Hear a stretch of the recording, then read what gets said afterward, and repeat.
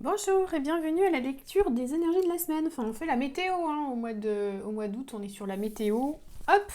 Alors, on va regarder un petit peu cette semaine ce que les énergies vont nous dire. Hop, je me cache mon petit fil là, mais il veut pas.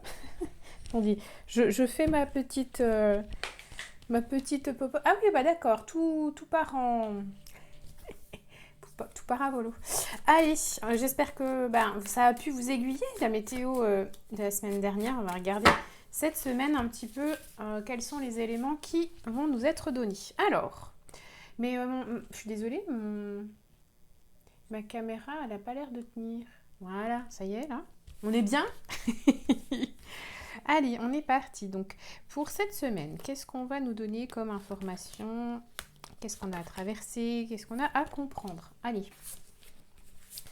Tac, tac et tac. Celle-là, j'aime à l'envers. Donc, oui, c'est un petit peu de travers, hein, comme la patronne aujourd'hui. Allez, donc ici, nous avons en fait différentes indications. Alors, moi, je vais aussi baisser ça. Alors, cette semaine, ici, on débute avec cette carte qui représente quand même la stabilité.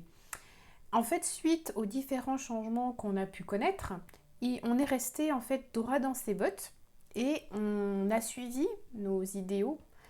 Et en fait, ça nous a procuré une forme de confiance en nous et de stabilité. Donc en fait, on débute cette semaine avec un sentiment d'être bien, d'être juste, de commencer clairement et d'être en harmonie plus équilibrée. Alors c'est un sentiment, ce n'est peut-être pas encore vérifiable à l'heure actuelle.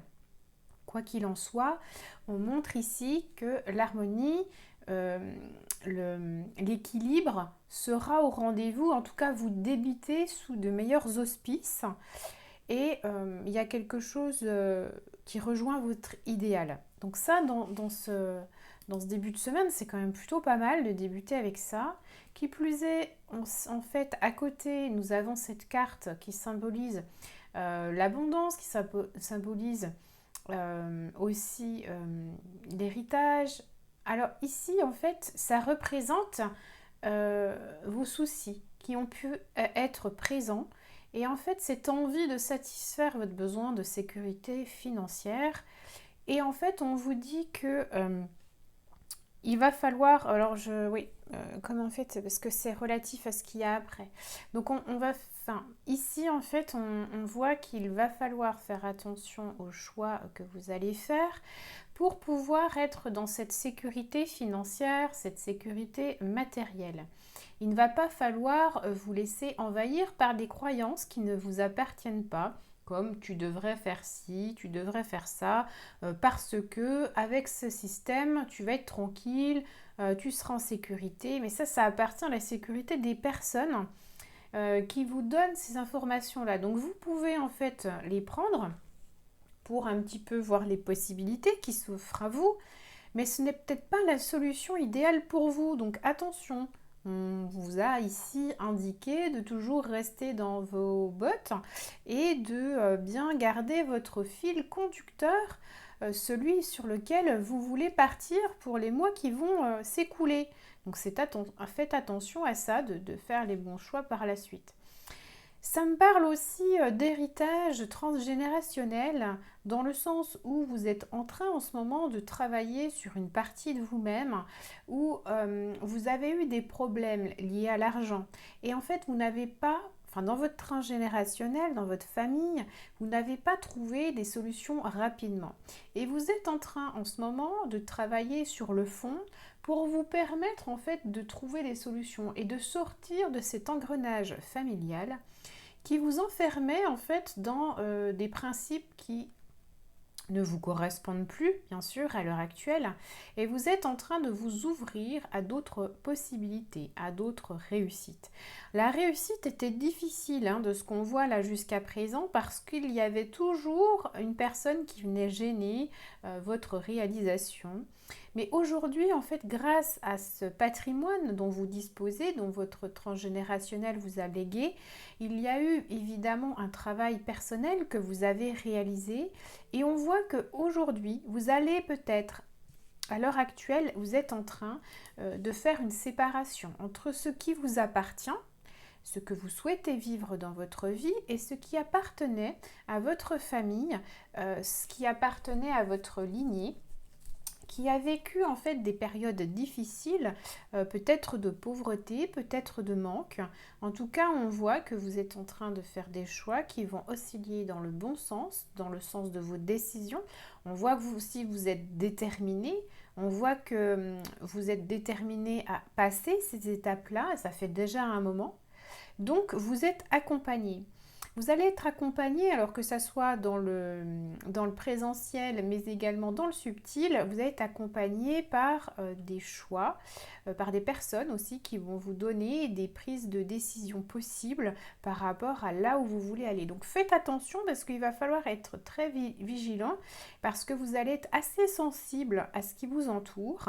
Et en fait, cette sensibilité est bien puisque vous allez pouvoir vous relier bien sûr à votre intuition.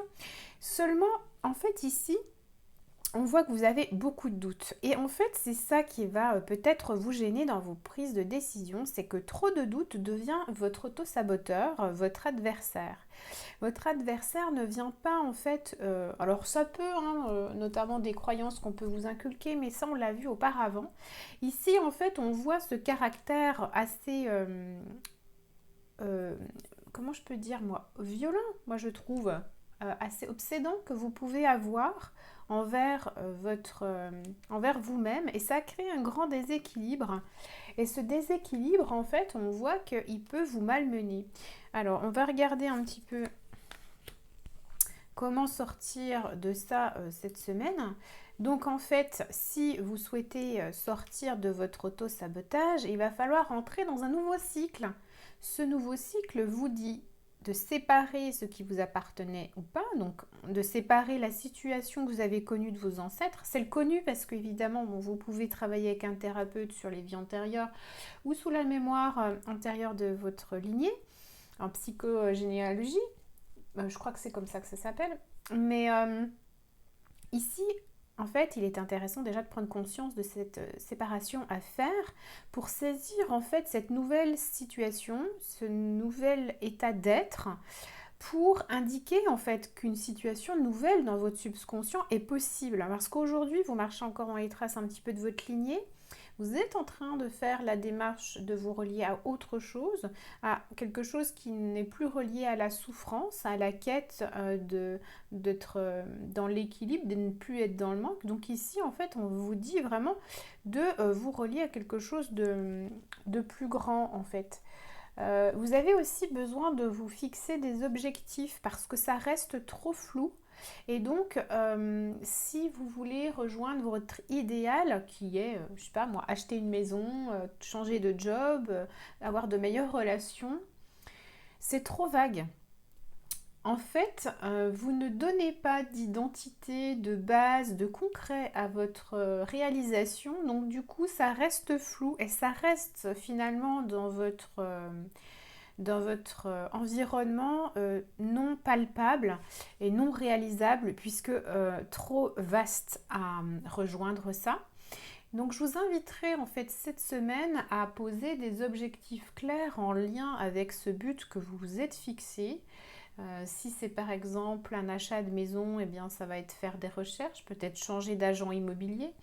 Si c'est avoir des relations, c'est faire des sorties, proposer des sorties, aller à des sorties qu'on vous a proposées, vraiment rentrer dans l'action, ne restez pas inactif et c'est vraiment ce qui va vous permettre en fait de faire cette scission entre ce que vous avez vécu qui appartenait aussi à votre transgénérationnel et là où vous voulez vous rendre, parce que là où vous voulez vous rendre, si vous mettez l'intention, si vous posez les actions, ça montre clairement que vous avez maintenant défini et choisi. Et vous allez en fait petit à petit comme ça eh bien changer le mouvement, changer en fait les perceptions qui vous entourent et vous allez commencer à vivre des choses différentes parce que vous y mettez des actions et des intentions différentes. Donc voilà, cette semaine on est vraiment sur cette réalisation et le passage à l'action pour changer ce mode dans lequel on était pour ce bien financier, ce bien de sécurité matérielle que l'on avait.